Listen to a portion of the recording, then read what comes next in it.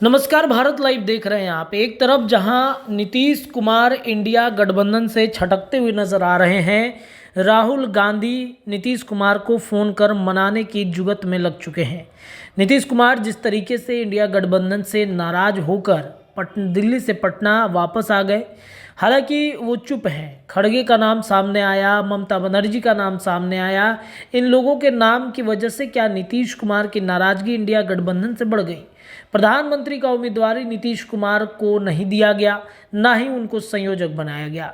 इन तमाम बातों पर जहां एक तरफ चर्चाएं चल रही है, दूसरी तरफ कल जिस तरीके से बिहार में राहुल गांधी ने नीतीश कुमार को फ़ोन कर जो बातें कही, जिसके बाद तेजस्वी यादव खुद नीतीश कुमार से मिलने चले गए।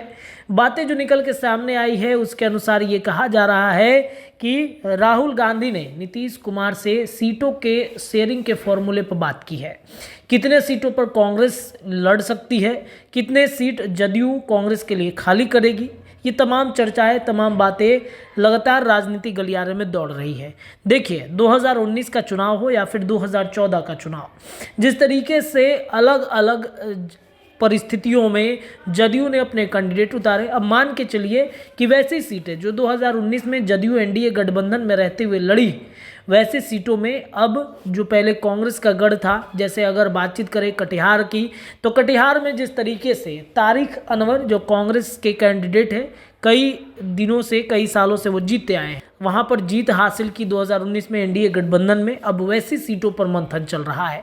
ऐसे ही कई सीटें हैं जिनको लेकर के कांग्रेस दोहापाती की स्थिति में मचा हुआ है, भंवर से जो है वो निकल नहीं पा रही है। ऐसे में 2019 में कांग्रेस का समझौता बिहार में राजद की प्रमुखता वाली महागठबंधन से थी। इसमें उसे 9 सीटें मिली थी। 9 सीटों में कांग्रेस की जीत महज एक किशनगंज सीट पर मिली थी, जबकि उनके 6 उम्मीदवार जदयू के साथ मुकाबले में दूसरे नंबर पर थे।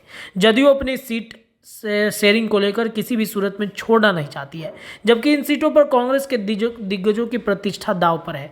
अगर बातचीत की जाए जदयू की टक्कर कांग्रेस से जिन सीटों पर है, उसमें कटिहार, मुंगेर, सुपौल, किशनगंज, पूर्णिया और वाल्मीकि नगर ऐसी सीटें हैं जहां पहले नंबर पर जदयू रहा और दूसरे नंबर पर कांग्रेस रही।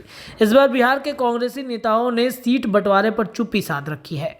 माना जा रहा है कि आखिरी वक्त पर कांग्रेस के शीर्ष नेतृत्व की ओर से जो भी फैसला होगा, पार्टी उसे मान के चलेगी। कांग्रेस में कटिहार की सीट महत्वपूर्ण बताई जा रही है। यहाँ गांधी परिवार के करीबी तारिक अनवर चुनाव लड़ते और जीतते रहे हैं। पिछली दफा 2019 में तारिक जदयू के दुलालचंद गोस्वामी से करीब 60,000 मतों से पारित हो गए। कांग्रेस की नज़र इस सीट पर है। सुपौल की सीट पर रंजीता रंजन चुनाव जीतती रही हैं। 2019 में इस सीट से जदयू के दिलेश्वर कामत को जीत मिली थी।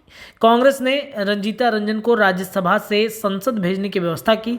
इस बार भी रंजीता रंजन के समर्थकों को उम्मीद है कि पार्टी उन्हें उम्मीदवार बना सकती है। अगर बात किशनगंज और पूर्णिया की भी करें तो यहाँ पर भी कांग्रेस का ये गढ़ था, जिसमें किशनगंज कांग्रेस की सीटिंग सीट है। बिहार से पार्टियों को एकमात्र सांसद मोहम्मद जावेद इस सीट पर निर्वाचित हुए। किशनगंज में जदयू करीब 30,000 मतों के अंतर से दूसरे नंबर पर रहा, जबकि तीसरे नंबर पर यहाँ एमआईएम रही। इसी प्रकार कांग्रेस को सीटों के समझौता में पूर्णिया की सीट भी मिली थी। पार्टी ने यहाँ भाजपा से आए उदय कुमार सिंह को अपना उम्मीदवार बनाया।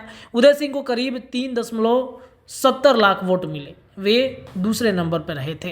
अब इस तरीके से बात ये सामने आ रही है कि सीटों के बंटवारे पर नीतीश कुमार को बड़ी जिम्मेदारी बिहार में मिली है, और इस जिम्मेदारी में क्या नीतीश कुमार जो है वो काम कर सकते हैं?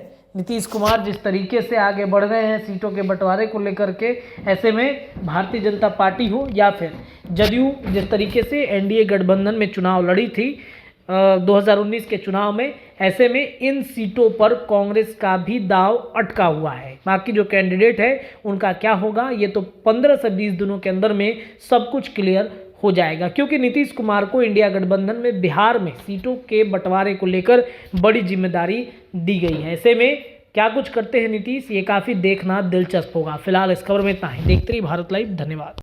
अगर ये वीडियो पसंद आई और वह बिहार के राजनीति और बिहारियत से सरोकार रखेनी तो सब्सक्राइब बटन दबा के चैनल के सब्सक्राइब कर ली। ओजे एगो घंटी बा, ओकरा बटन दबा देला से कुल सटीक और मारक खबर रुआ मुफ्त में मिल जाई। अगर रुआ पत्रकारिता के हमनी के नया प्रयोग में सहयोग कर चाहतानी तो ज्वाइन बटन दबा दी। पेटीएम नंबर नोट कर ली 9386 816-700। धन्यवाद।